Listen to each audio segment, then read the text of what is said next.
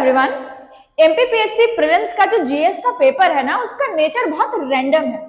कई बार बहुत ब्रिलियंट बच्चे भी इस एग्जाम को पास नहीं कर पाते और कई बार ऐसे बच्चे जो बहुत फैक्चुअली पढ़ के गए हैं, बहुत लेस टाइम में केवल ऊपर ऊपर से चीजें देख के गए हैं, वो भी इसको बहुत अच्छे मार्क्स से ना क्वालिफाई कर लेते हैं। इतना रैंडम नेचर क्यों है इस एग्जाम का, और अगर इस रैंडम नेचर के साथ ही हमको इस एग्जाम को क्वालिफाई करना है तो हमें क्या करना चाहिए, ये आज हम इस वीडियो में देखने वाले हैं। पहले तो ये समझ लेते हैं ऐसा होता क्यों है। देखिए, ऐसा होता इसीलिए है क्योंकि जो सिलेबस आपको दिया गया है, सिलेबस की रेंज बहुत वास्ट है। उतने वास्ट सिलेबस की रेंज को पढ़ के मेंस के साथ कवर करने के लिए आपको चीजें कंसोलिडेट करके और एनालिटिकल व्यू पॉइंट से पढ़नी पड़ती है। लेकिन वहीं जब प्रीलिम्स का पेपर आता है तो प्रीलिम्स का पेपर बहुत ज्यादा फैक्चुअल मैनर में आता है। वहां पे एनालिसिस की उतनी जगह नहीं है। आपका पेपर 75% तक फैक्चुअल है और बचा कुचा जो 25% है वो भी बहुत ज्यादा डायरेक्ट क्वेश्चंस इन्वॉल्व किए हुए होता है।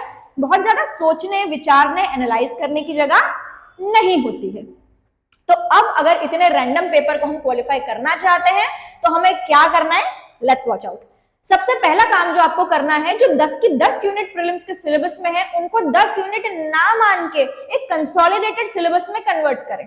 फॉर एग्जाम्पल, अगर मैं इसको तैयार करती हूं तो मैं इसको 3 हिस्सों में तैयार करती हूं, जिसमें पहला हिस्सा होता है एमपी, दूसरा हिस्सा होता है जीएस और तीसरा हिस्सा होता है करंट अफेयर्स। ठीक है, तो जो बहुत प्राइमरी पढ़ाई मुझे प्रीलिम्स के लिए करनी है वो मुझे इन 3 स्पैन में करनी है। एमपी की भले ही अलग अलग यूनिट्स दी गई हो, लेकिन जब पहली बार एमपी को पढ़ा जाए तो मैं कहूंगी आप एमपी को इंटीग्रेट करके पढ़ें।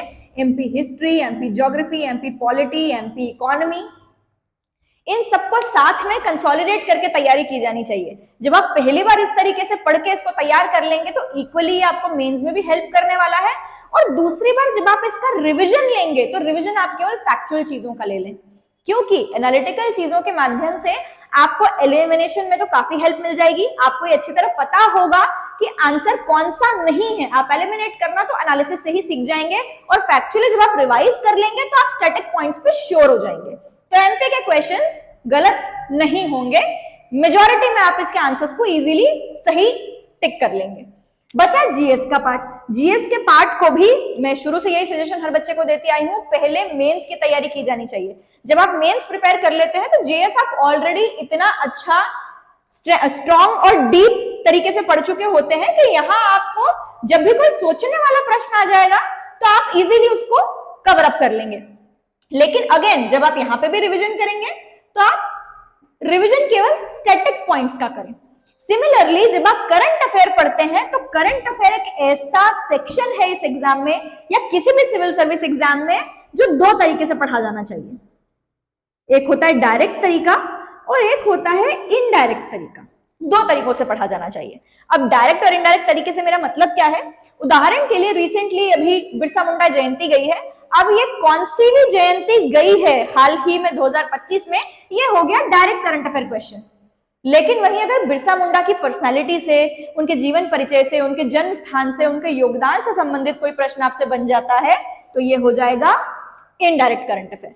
तो यदि आप इनको एक बार डेप्थ में पढ़ चुके हैं, क्योंकि लास्ट का 2.5 से 3 महीना हमारे पास है, रिविजन आप स्टैटिक पॉइंट्स का करें, करंट अफेयर को डायरेक्ट इनडायरेक्ट दोनों मैनर में पढ़ें, और जितने ज्यादा हो सके एमसीक्यू प्रैक्टिस करें। जब भी आप स्टैटिक चीजों का रिवीजन करते हैं, याद रखिए उसे मेमोराइज करना पड़ता है, यानी कि एक बार पढ़ने पे स्टैटिक चीजें याद नहीं हो जाएंगी। You have to keep revising them, 1 बार, 2 बार, 3 बार, 4 बार, और उससे भी इजी अगर आप याद रखना चाहते हैं तो आप एमसीक्यू लगाएं, क्योंकि एमसीक्यू आपकी पिक्टोरियल मेमोरी बिल्ड करने में आपको हेल्प करता है। अगर वो क्वेश्चन आपके सामने देखा हुआ है, आपने सही उत्तर को टिक किया है, आप इजीली उसे याद रख पाते हैं, रादर देन आप किसी बुक से पढ़ के उसको मेमोराइज करें और आप उसी फैक्ट का एमसीक्यू लगा ले, तो एमसीक्यू की पिक्टोरियल मेमोरी ज्यादा स्ट्रॉन्ग रहेगी।